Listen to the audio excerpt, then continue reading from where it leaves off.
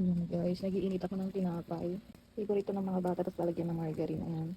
Ipabili pa ako ng iba pang tinapay. Ano na ba ngayon, 23? Ito pa, iba pa tayo. Kaya ako dito is, i-slice ko siya. Ayan. So, lagyan ko siya ng margarine. Ganyan.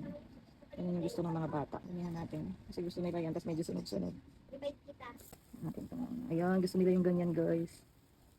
Saktong sunog lang, huwag naman sunog na sunog. Ito nila natin pag nainit na. Ayan. Ganyan yung gusto ng mga bata, medyo sunog. Alam ko sunog siya, pero ganyan yung gusto nila. Para makakain sila ng maayos. Bibigyan natin ang gusto. Ayan, papaluto sila ng noodles. Sige, lagay mo na. Mas masarap kasi yung tinapay kapag mainit. Sila ginagawa nila, nilalagyan nila ng sugar. Okay na to kasi init pa naman siya. Noodles guys, masarap to. Actually, anong oras natin na yata? Yan pa lang kami kakain ng almusal. Ganun talaga pag walang pasok. Medyo late, nagigising. Ayan, okay na siya. Guys, almusal na kami.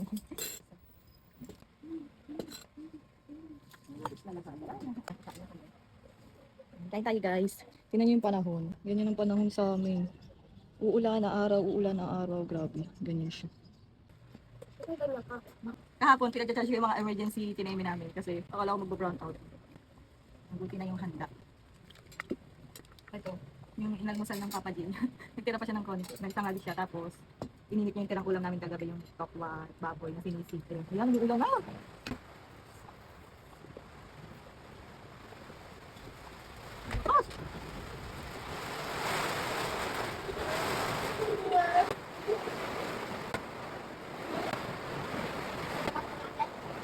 Yung ulan guys, naging lakas ng ulan. Sinarado po sa pinto namin, ang lakas.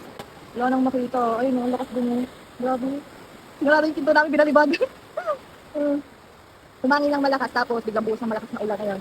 Tingnan nyo guys, sa inyo kumusta? Ganyan lang yung ulan sa amin, tapos maya maya mawawala yan. Tapos, pag ano, babalik na naman siya. Ganyan siya. Kanina nga umaaraw-araw na eh.